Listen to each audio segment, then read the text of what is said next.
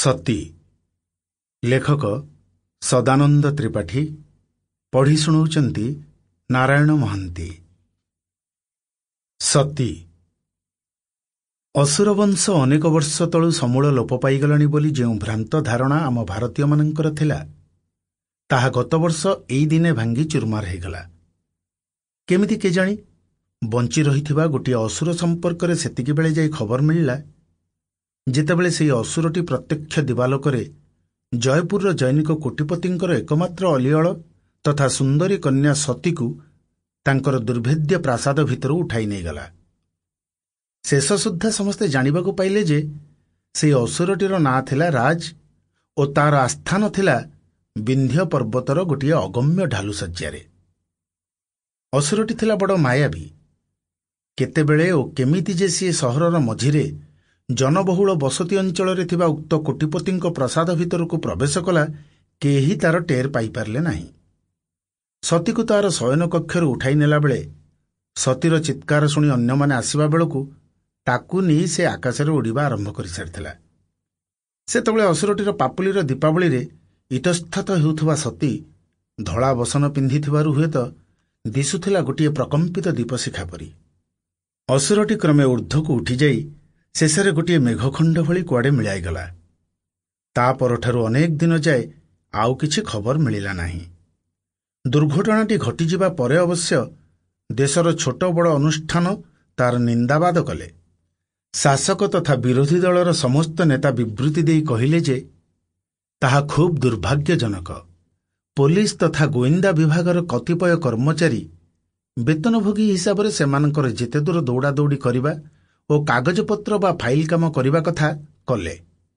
ପ୍ରାୟ ସମସ୍ତ ଖବରକାଗଜ ପ୍ରକାଶନ ସଂସ୍ଥା ସେମାନଙ୍କ କାଗଜରେ ନିଜର ଆଭିମୁଖ୍ୟ ତଥା ଆବଶ୍ୟକତାକୁ ଦୃଷ୍ଟିରେ ରଖି ଖବର ଓ ଫିଚର ପ୍ରକାଶ କଲେ। ଅନେକ ଖବରକାଗଜ ଓ ପତ୍ରିକାରେ ସତୀର ବିଭିନ୍ନ ଭଙ୍ଗୀର ଫଟୋ ସବୁ କଳା ଧଳା ବା ରଙ୍ଗୀନ ହେଇ ପ୍ରକାଶ ପାଇଲା। ତାକୁ ଖୋଜି ଆଣିଦେବା ଲୋକକୁ 10 ଲକ୍ଷ ଟଙ୍କାର ନଗଦ ପୁରସ୍କାର ଦିଆଯିବ ବୋଲି ସତୀର କୋଟିପତି ବାପାଙ୍କ ତରଫରୁ ଘୋଷଣା କରାଗଲା। ଯେଉଁ ସବୁ ପତ୍ରିକାର କଭର ପୃଷ୍ଠାରେ ସତୀର ଆକର୍ଷଣୀୟ ଫଟୋ ଛପାଯାଇଥିଲା, ସେଗୁଡ଼ିକ ଗରମ ପିଠା ଭଳି ବିକ୍ରି ହେଲା। ବିରୋଧୀ ଦଳଗୁଡ଼ିକର ମୁଖପାତ୍ରମାନଙ୍କରେ ନିରାପତ୍ତା ବ୍ୟବସ୍ଥାର ଅଧପତନ ହେତୁ ସେପରି ଅଦ୍ଭୁତପୂର୍ବ ଦୁର୍ଭାଗ୍ୟଜନକ ଘଟଣା ଘଟିଥିବାରୁ ପ୍ରଧାନମନ୍ତ୍ରୀ ତୁରନ୍ତ ଇସ୍ତଫା ଦିଅନ୍ତୁ ବୋଲି ଦାବି ହେଲା।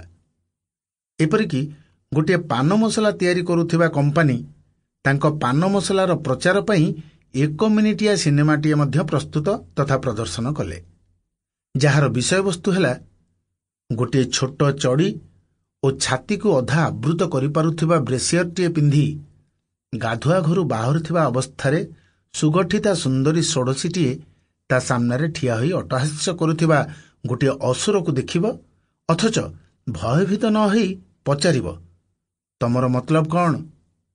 ଅସୁର ଉତ୍ତର ଦେବ, ମୁଁ ତମକୁ ଅପହରଣ କରିନେବାକୁ ଚାହେଁ। ତହୁଁ ଝିଅଟି କହିବ, ମୋତେ ନେଇ ତମେ ଯାହା ପାଇବ ତାଠୁ ଅଧିକ ପାଇବ ଏଇ ପାନ ମସଲାରୁ। ଏହା କହି ଝିଅଟି ତା ସେଜ ଉପରେ ପଡ଼ିଥିବା ତକିଆ ତଳୁ ପାନ ମସଲାର ପୁଡ଼ିଆଟିଏ ବାହାର କରିବା ପାଇଁ ନଇଁ ପଡ଼ିବା ମାତ୍ରେ ତା ସ୍ତନର 3/4 ଦେଖାଯିବ ଓ ପୁଡ଼ିଆଟିଏ ଅସୁରର ହାତରେ ଥୋଇ ନିଅ ଖାଇ ଦେଖ ବୋଲି କହିବା ପରେ ଫୁଲସର ମାରିବା ପରି ହସିବ। ଅସୁର ପୁଡ଼ିଆଟି ଚିରି ସେଥିରୁ ଅଳ୍ପ ମସଲା ପାଟିରେ ପକାଇବା ମାତ୍ରେ ଚିତ୍କାର କରିବ, ବା ବା ବା ବା ବା ବା ଆହ, ଓ ତାପରେ ଖୁସି ମନରେ ସାହାସ୍ୟ ବଦନରେ ସମ୍ପୃକ୍ତ ପାନ ମସଲାର ଗୁଣଗାନ କଲା ଭଳି ଗୀତଟିଏ ଗାଇ ଗାଇ ଆକାଶ ମାର୍ଗରେ ଏକାକୀ ଉଡ଼ିଯିବ। ଏପଟେ ଝରକା ପାଖରେ ଥାଇ ଝିଅଟି ଅସୁରକୁ ଟା ଟା କରୁଥିବ। ଜୟପୁର ସହରରେ କୋକୁଆ ଭୟ ଖେଳିଯାଇଥିଲା।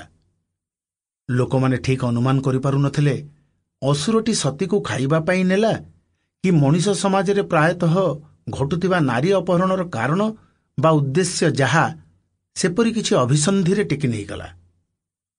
କାରଣ ଯାହା ବି ହଉ, ପରିଣତି ହେଲା ବଡ଼ ବିଚିତ୍ର। ଅସୁର ଭୟରେ ବାଇଜୀମାନେ ସେମାନଙ୍କ ମୁଜୁରା ବନ୍ଦ କରିଦେଲେ। ଲାଇସେନ୍ସ ପ୍ରାପ୍ତ ଗଣିକାମାନେ ବି Sample complete. Ready to continue?